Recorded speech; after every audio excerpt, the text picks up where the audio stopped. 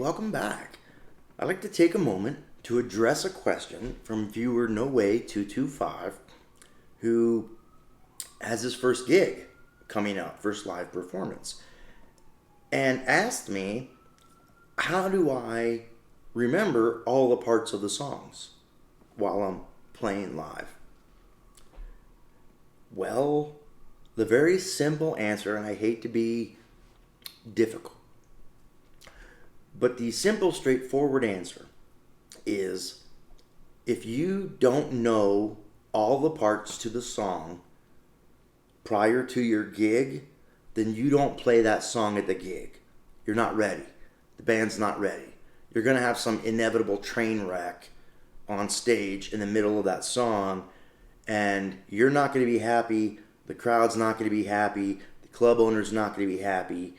Unless you're a bunch of really seasoned musicians who can pull it out. Let's say you do have a train wreck, like I was talking about in my other video. The band goes to the bridge and you go to the guitar solo.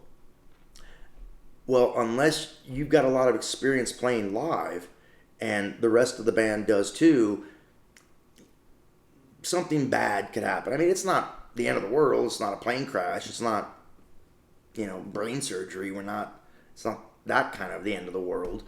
But as far as you having fun and entertaining the audience and being a professional, competent musician, you don't want a train wreck. You don't want to all of a sudden be playing over a set of chords when the band is playing a different set of chords. That's just not cool. So if you don't have the song ready, if somebody in the band, bass player, keyboard player, singer, guitar player, drummer, if they don't have all the parts down, then just don't play that song. Play it at your next gig when you have it down. Now, what if you want to ignore that advice? What if you absolutely have to or want to play a specific song that you're not 100% comfortable with? You don't have all the parts memorized. Let me give you kind of two basic devices that I've used over the decades to memorize songs and to help me get through playing songs that I'm unfamiliar with. This applies more towards studio playing if I'm playing on somebody else's music in a studio setting as opposed to playing live, because it has to deal with chord charts and the Nashville number system. So you're going to get different answers on this. If you're in a band and you're like a big cover band and you're responsible for playing 3 hours a night, that's a ton of songs. And it's going to be very, very difficult to remember the form and progressions of all of those songs. So a lot of musicians in that context will use chord charts. And a chord chart is basically a song, written out, and you may or may not have the chord letters on top, and you may or may not have Roman numerals within the lines. Notice there's no dotted musical notes. I don't read music notes. Never have. Did it for a little while when I was in music school, but they reinforced into us 90% of what you experience in the studio is going to be chord charts. 90% of what you're going to be doing live, if you need direction, is you're going to be reading a chord chart. You're not going to be reading noted music unless you're a classical musician playing in an orchestra or a big time jazz musician or fusion musician and you're playing with Chick Corea or Herbie Hancock. Then yeah, those guys are going to have printed out scores that you're expected to sight read. But for the majority of working musicians, you don't need it. You don't need to be able to read dotted music notes. You need to be able to read chord charts. So if I'm learning a song, this is just for me, I always write out a chord chart. This allows me to visualize the harmony. So when I'm hearing the song, I can hear the harmonic movement and I can visually see it happening on the chart. So it makes that connection with what I'm hearing in my mind through what I'm seeing visually. It's a double reinforcing of the information. Yes, music is an auditory art form, but if we can take that auditory art and make it visual, we can learn it faster and we can get a deeper grasp and memory of it because we see visually the forms of the rhythm, the forms of the verse, the chorus, the bridge, etc.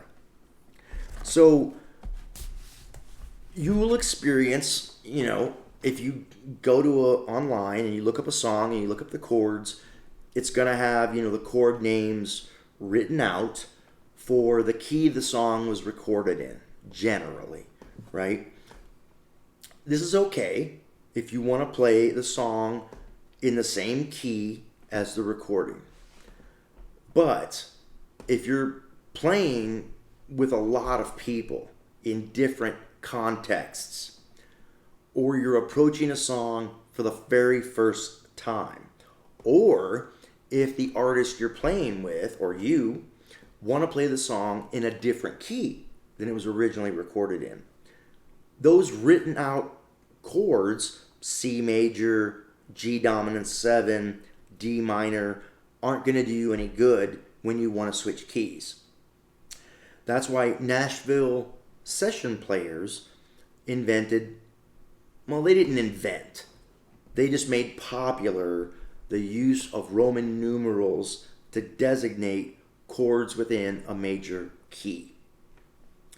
This practice is hundreds of years old, but in contemporary music parlance, it's the Nashville session players of the 50s and 60s who really brought this to the forefront of modern music amongst session musicians. And what it is, it's Roman numerals. It's on the camera here. And you're going to see right here a uppercase 1 and a lowercase 6. Uppercase numbers are all major. So we're in a major key. The 1 chord is major, so it gets an uppercase 1. The 6 chord is minor, so it gets a lowercase Roman numeral 6. And then you don't have to write them out in every single bar if you're using these repeat signs. I just wrote them out in every bar for the purpose of this lesson, so you could see it. You could see the chord movement in every bar, 1 to 6. In this case, C major to A minor. 1 to 6. 2 chords in one bar. 1 to 6. Okay? So I see that I have 2 chords per bar. I know it's going to give me that rhythm. Now, it changes right here, and it goes to F. F is the 4 chord. So again, it is uppercase, capital, Roman numeral 4. Going to the 1, 4, to the 1, 4, to the 5. Now, this is the G is the 5 chord, but in this case, it's the triad being played, not the full G dominant chord with a 7. If I was playing the G dominant chord with a 7, I would use this symbol, the 5 with a 7 after it. That means a dominant 7 chord. Okay. Now, we just had recently a lesson on secondary dominance, where I was using terms like the 5 of 3 and the 5 of 2 and the 5 of 5. Well, those are written, if I can get this on here. Sorry, I'm doing this backwards. Here's in our bridge, we have secondary dominance. So the E7 is the 5-7, the dominant chord of 6, which leads into our 6th chord. The D7 is the 5 of 5. It takes a detour before the 5 chord to the 2 chord, the D minor. Then it goes to the 5 chord, and then it goes back to the 1, 6, 1, 6.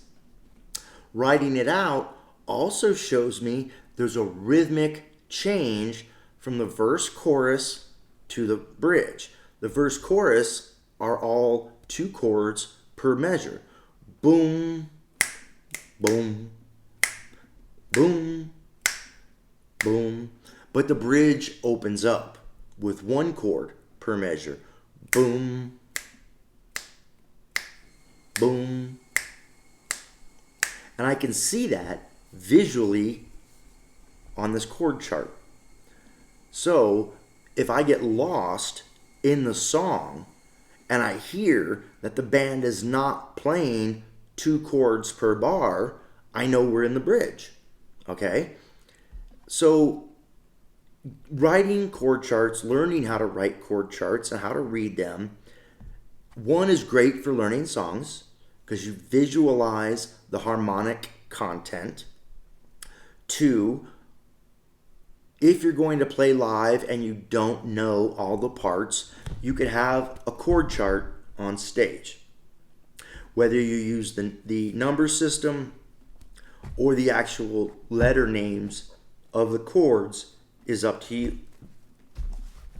For my money, I like to use the letter names. If the song has been established and we know what key it's going to be in, and we're not in the studio, we're on stage performing the song and it's going to be in B flat, I write it both ways. I will write it out in B flat, and then underneath the letters I will write out the numbers just in case maybe the singer, her throat is sore that night and she doesn't want to do it in B flat. She wants to do it in B, or she wants to do it in A flat to save her voice.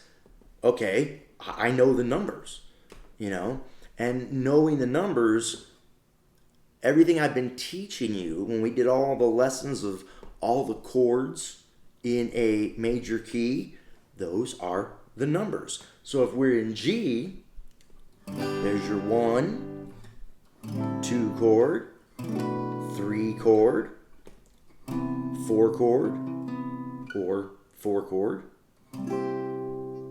5 chord, 6 chord, 7 chord. This is going to be a hard one. Don't really use the 7 chord that much. And also know those numbers other than going up the neck. That's one way to play. You could go up here and play the 3, 6, 2, 5, right? You could do that, but you could also play from this 3 and play 3 and then go up to this 6 and play that 6 and then come down to the 2 and to the 5. Or if this is your root, you could go from this 3 down to the open string and play that 6 down there. So you want to be able to have options of how to get through a progression other than just one way. You don't want to be stuck with only knowing how to play a song just straight up the neck. You also want to know how to play a song backwards. Let's say instead of playing your root notes on the bottom string, we're playing like an A minor 7, and you're playing all your roots on the bottom string. Well, you're going to get twice as much mileage if you also can play the song with the root on the upper string. Here's your root, your minor 3rd, your root, your 5th, your minor 3rd, and your minor 7. That's the same as same chord, totally different tonality. And then you have to know, well, that's my 1, Then my 4 is down here. So I've got to figure out how to play the 4 chord from there. And my 5 chord's going to be right there. Or if this is my 1, this is my 2, this is my 6, right? So you've got to figure them out in different configurations. Because what happens if you break a string, right? What if you've only been playing them from the high E, and in the middle of the song you break your high E string? Well, you should then know how to play the song with the root on the B string, or the root on the G string, or the D string. Okay? You want to be prepared for things to go wrong and you still be able to survive the song. So that is an introduction to the Nashville numbering system and chord charts. A great way to visualize and learn song progressions and parts, verse, bridge, chorus, outro, etc. A note about chord charts. Like I said, if you're in a big cover band that's playing 2-3 hours a night, no one's going to care. You know, those guys, those people generally have like digital tablets that attach to their mic stands that have all the chord charts stored in there, and it's not a big deal. The audience doesn't really even notice it. It's just a little tablet. But you don't want to have like a big music stand up there in front of you with your whole song book and you're flipping pages from song to song trying to, find the next tune. And when you're reading chord charts, that's what you're doing. You're standing on stage staring at a piece of paper or staring at a screen. You're not interacting with the band. You're not interacting with the audience. In my opinion, you're kind of missing the show. You're getting through the song, yeah, sure. But, you're not responding to everything that's going on. And you really want to be there for the audience, looking them in the eye, taking in their responses to what you're playing. Same thing with your bandmates. You want to be able to look over at them and get a smile from the drummer and like, yeah, isn't this groove great? And be part of the experience of making music live. And having charts on stage kind of gets in the way of that. If you're in a original band, right, and you just have like a 30-minute set, 5 or 6, 7 songs, you have no reason to have charts on stage, okay? You're not playing 60 songs a night. What's your excuse? You got 6 or 7, 8 tunes to learn. Learn those tunes in rehearsal, get them down, then bring them to the stage. If you're doing that, you have no real business having chord charts up.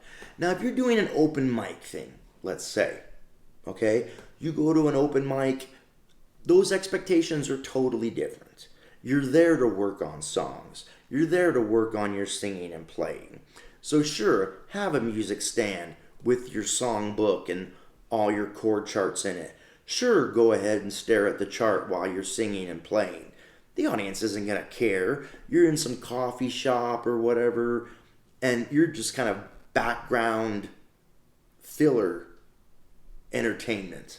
That's very different than being a band on a bill in a club where people have paid money to come see you play and be a part of the live music experience. Okay? So context is going to determine really whether or not you're going to be using chord charts live on stage. So check out the Nashville number system, get used to using it, figure out how it applies to the fretboard. Okay? And I talk a lot about 2-5-1s and 1-4-5s. Very simple, common progressions. But dig this. If you know your 2-5-1s, the 6 is the 5 of the 2. Here's the 6. Let's say we're playing in G. Here's the 6, E, and E resolves to A, the 2. So, if you know this is the 2, then you automatically know that's the 6. Let's say you're playing a 1-4-5. You've got your 1 chord, got your 4 chord, you got your 5 chord, which means the 6 must be right there above the 5 chord. If you want to know where the 3 is, well, go to your 2-5-1. There's your 2 chord. 3 chord must be right there. So learning those basic 1-4-5s and 2-5-1s will also give you the location on the neck of the 3 and the 6, which is basically all the chords in the key other than the diminished 7th chord. So I hope this was helpful. Spend some time working on those things. And by all means, if you have a question and you want me to post a lesson on something specific to help you out with your playing, just drop me a comment. All right? If I can do it, I'll get it done for you. Thanks for stopping by.